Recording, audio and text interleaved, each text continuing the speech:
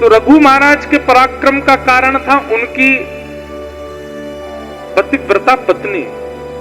रघु महाराज की पत्नी ऐसी पतिव्रता नारी थी कि रघु महाराज के अलावा किसी भी पुरुष को उन्होंने दर्शन किया, या तो भाई रूप में देखा, या पुत्र रूप में देखा, या पति रूप या पिता रूप में देखा। पति रूप में तो केवल वो रघु का ही दर्शन करते थे।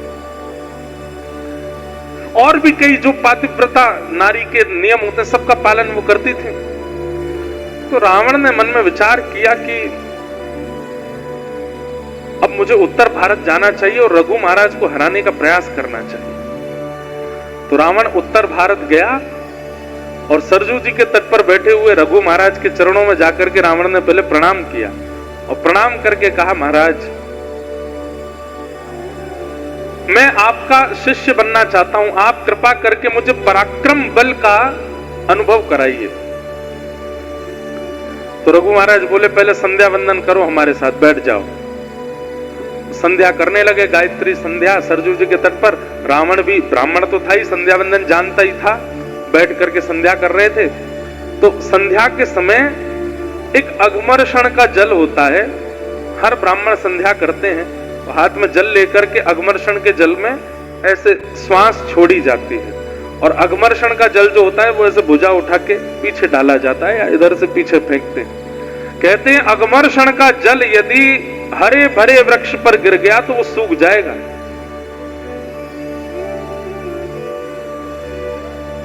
रघु महाराज जब अघमर्षण का जल हाथ में लेकर के बैठे थे तभी उनके चिंतन में आया कि दक्षिण भारत में कोई एक गरीब ब्राह्मण है, उसके पास एक गैया है और उसके गाय के ऊपर एक शेर ने आक्रमण कर दिया है, और वो ब्राह्मण विचलित होकर के गुहार कर रहा है, प्रार्थना कर रहा है, मेरी गैया को बचा लो, मेरी गैया को बचा लो, मेरे भोजन का कारण केवल ये गाय है, इसकी रक्षा कर लो। लेकिन कोई भी रक्षा नहीं कर पा रहा था। तब उस ब्राह्मण ने दक्षिण भारत में बैठे बैठे मन में विचार किया कि अगर रघु महाराज यहाँ होते तो मेरी गाय की रक्षा करते। उसके विचार करते ही यहाँ पर संध्या काल के समय रघु महाराज के मन में वो दृश्य दिखने लगा, और जैसे दृश्य दिखा तो रघु महाराज बोले, अब दक्षिण कैसे जाऊं मैं उसकी गाय बचाने। तो उन्होंने तुरंत अघमर्षण का जल लिया और भुजा उठा करके जैसे ही पीछे डाला, उस सिंह का आवाहन करके अयोध्या में अघमर्षण जल फेंका गया और दक्षिण में उस सिंह की मृत्यु हो गई और गाय की रक्षा हो गई। बगल में बैठा रावण क्या कर रहा था, वो इनके मन में प्रवेश करके मन में क्या चल रहा है वो सब देख रहा था। तो रावण ने इस दृश्य का दर्शन कर लिया। रावण ने तुरंत संध्या पूरी होती कहा, आपने यहां बैठे बैठे उसकी गाय की रक्षा कर ली, ये तो अद्भुत है, आप कैसे कर लेते हैं ये। रघु महाराज बोले, कुछ दिन रहो, सिखाएंगे तुमको भी। रावण सीखने लगा, शिष्यत्व ग्रहण कर लिया रघु महाराज का। कुछ दिन बाद रावण ने प्रार्थना की, बोले भगवान आप कृपा कीजिए, हमारी लंका नगरी दर्शन करने के लिए मेरी लंका में एक बार चरण पधरा दीजिए।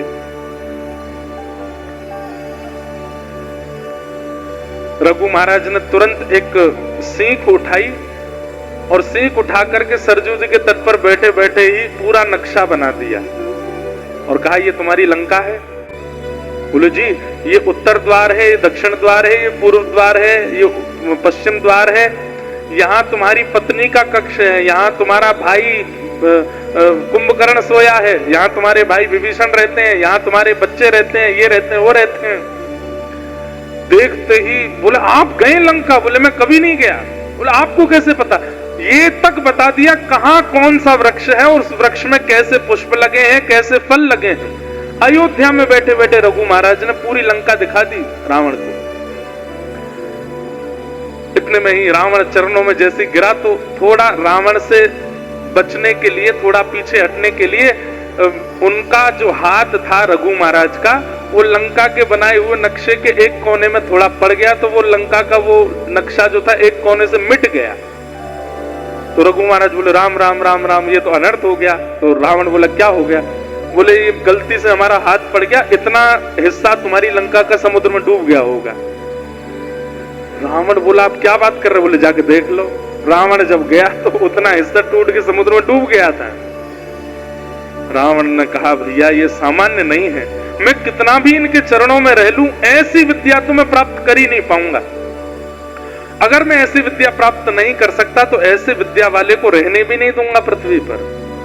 अब रघु महाराज से मुझे सीखना नहीं है, इनको नष्ट करना है, क्योंकि मुझसे पराक्रमी ज्यादा है और मैं ऐसा पराक्रम कभी नहीं सीख पाऊंगा। बहुत दिन बाद हमको ये कथा याद आई है, ध्यान से सुनना। तो रावण ने क्या किया, बोले अब इन जैसा तो मैं नहीं बन पाऊंगा, तो इन्हीं को नष्ट कर दूं। और कैसे नष्ट करूंगा, बोले इनको नष्ट करने का एक ही उपाय है, इनकी पत्नी का पातिव्रत धर्म नष्ट हो।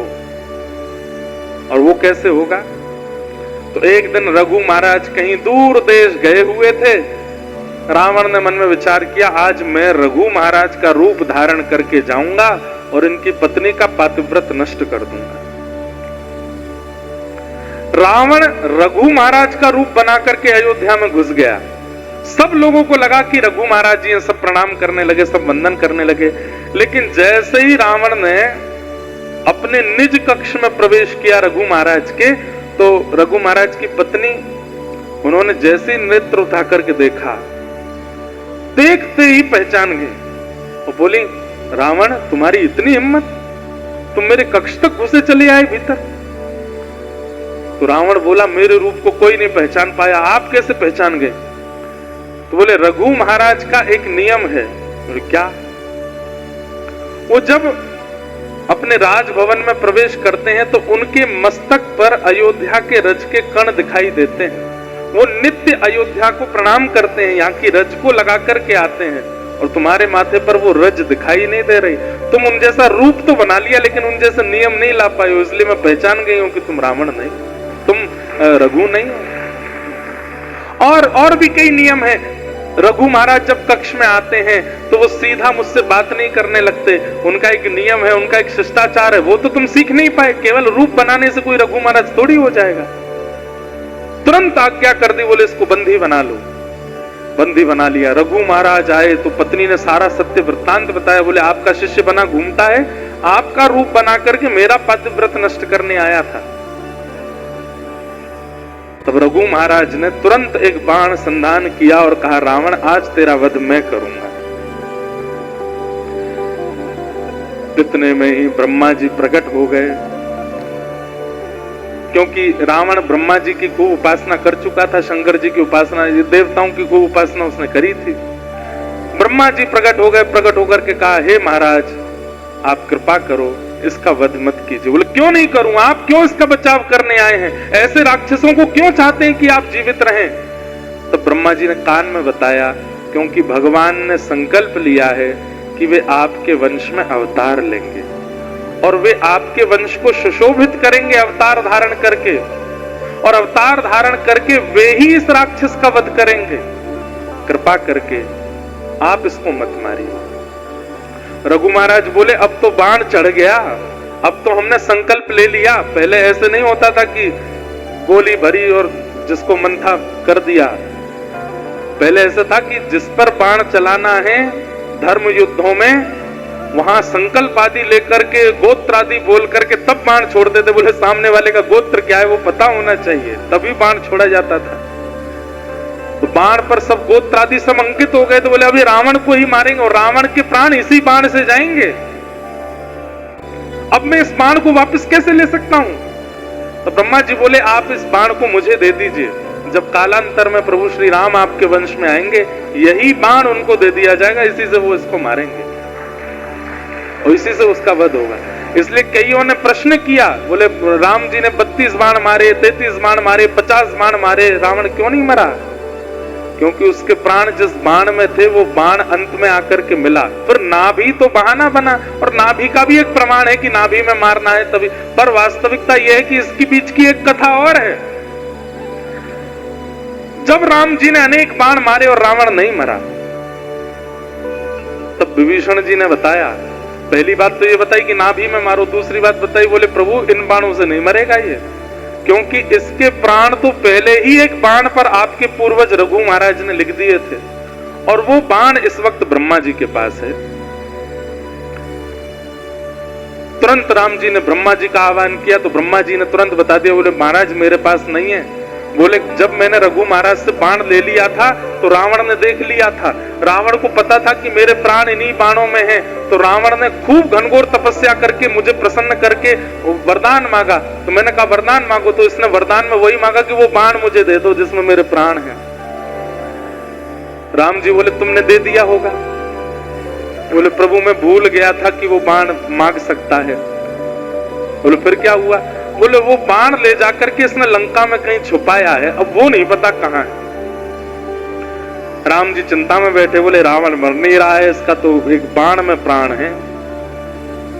हनुमान जी महाराज आए, बोले भगवान कितना भी बड़ा राक्षस हो, कितना भी बड़ा धनवान व्यक्ति हो, कितना भी बड़ा बुद्धिमान व्यक्ति हो, वो अपनी गोपनीय से गोपनीय चीज किसी को नहीं बताता सिवाय अपनी पत्नी के। अपनी पत्नी को जरूर बताता है, और विशेष रूप से तब जब पत्नी भोली हो, सीधी हो, पत्नी को जरूर बताया था देखो इतना लाख रुपया यहाँ रखा है, इतना करोड़ उधर रखा है, कल को मुझे कुछ हो जाए तो तुम ले लगे बच्चों का पालन पोषण कर लेना। बोले महाराज ये बात किसने कही? हनुमान जी, इसीलिए तो वो बुद्धिमान हैं। हनुमान जी महाराज की बुद्धि की पराकाष्ठा हनुमान चालीसा में सब बोलते हैं। उनसे बुद्धि विवेक की कामना हम लोग करते हैं, उनसे सब बुद्धिमान कौन होगा? उन्होंने कहा, बोले प्रभु हो ना हो, रावण पूरी लंका में अपने प्राण जिसमें बसे होंगे वो कहीं और नहीं, अपनी पत्नी के पास ही कहीं रखा होगा, आप कृपा करें तो मैं जाके लेके आऊं। बोले जाओ।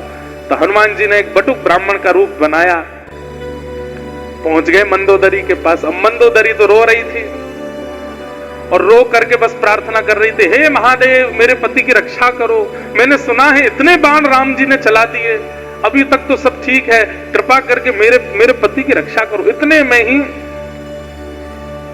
हनुमान जी आ गए ब्राह्मण का रूप धारण करके। तो मंदोदरी के पास जैसे ही पहुंचे तो ब्राह्मण देख करके और चरण पकड़े, हे विप्र देवता आप मेरे पतिदेव को आशीष दीजिए ना, उनका बाल बांका ना हो, ये राम जी तो भगवान है, ये उनको मार ही देंगे, मेरा सुहाग चला जाएगा, कृपा कीजिए ना। देवी तुम क्यों रोती हो? अरे तुम भूल गई क्या?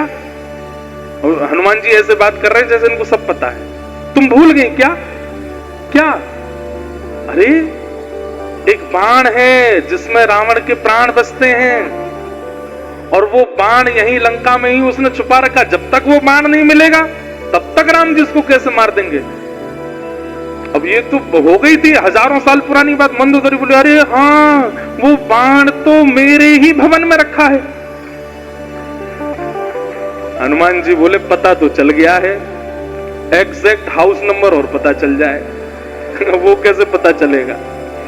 तो हनुमान जी ने एक तकनीक बताई, बोले सुनो देवी, बाण तुम्हारे भवन में है, ये बात बस मैं और तुम जानते हैं, लेकिन देवी अगर तुम चाहती हो कि रावण की रक्षा हो, अपने उस भवन में जाओ, पुष्प अक्षत चंदन माला लेकर के जाओ, और जहां पर वो बाण रखा है वहां पर पुष्प चढ़ा देना, अक्षत चढ़ा देना, आरती कर देना, और जब तक ये युद्ध चल रहा है उस स्थान का पूजन करती ही रहना। एक भी क्षण के लिए वो पुष्प अक्षत चंदन से विहीन नहीं होना चाहिए स्थान, नहीं तो कोई भी उस बाण का वहां से हरण कर लेगा। और मंदोदरी बोली मैं अभी जाती हूँ। हनुमान जी बोले जाओ, अब मैं भी मक्खी बन के आऊं पीछे। हनुमान जी लेक्से से बन गए, मंदोदरी गई थाली सजा करके अपने निज भवन में। खूब सारे खंबे लगे थे, उनमें पीछे एक खंबा था जिसमें वो बाण चिना हुआ था भीतर। मंदोदरी गई, वहीं जाकर के जैसे ही माला चढ़ाई, अक्षत आदि लगाए, हनुमान जी छोटे से बन के गए, इतने में विशाल रूप धारण किया और एक मुष्टिक प्रहार करके खंभ भेदन करके भीतर से बाण निकाला, लेकर के सीधे राम जी के पास गए और जाके चरणों में अर्पित कर दिया, लीजिए प्रभु मार दीजिए। और तब राम जी ने अंतिम बाण धारण करके जैसे ही रावण में मारा, वध हो गया। कितनी कथाएं, कितने गुप्त रहस्य सब जगह निर्मित हैं, लिखे हैं। कोई भी चीज ऐसी है नहीं, 60 कोटि रामायण है, करोड़ों रामायण है, ऐसी ऐसी कथाएं हैं जो कभी किसी ने सुनी नहीं। पर इस पूरी कथा को सुनाने का हमारा उद्देश्य क्या था? रावण का वध करने के लिए राम जी नहीं आए हैं, रघु महाराज के वंश पर कृपा करने के लिए आए। सबरी पर कृपा करने के लिए आए, जटायु पर कृपा करने के लिए आए, हनुमान जी पर कृपा करने के लिए आए, विभीषण पर कृपा, क्योंकि स्वयं भगवान कहते हैं दुष्टों का संहार वैकुंठ में बैठे बैठे मैं कर सकता हूं, लेकिन सबरी के बेर वैकुंठ में कैसे खाऊंगा, उसके लिए तो मुझे आना पड़ेगा ना।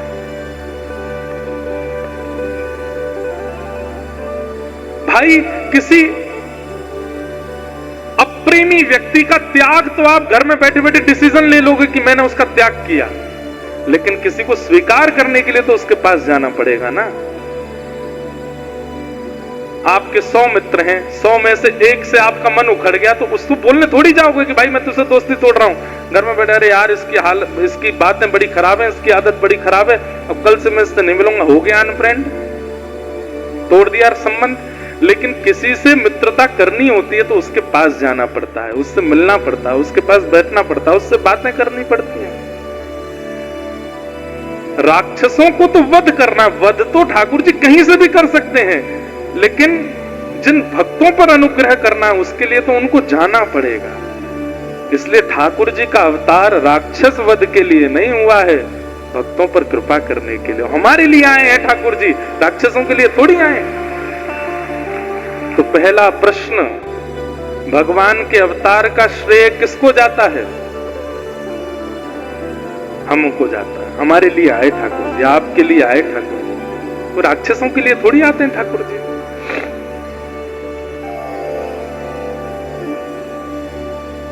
भक्तों के लिए आते हैं।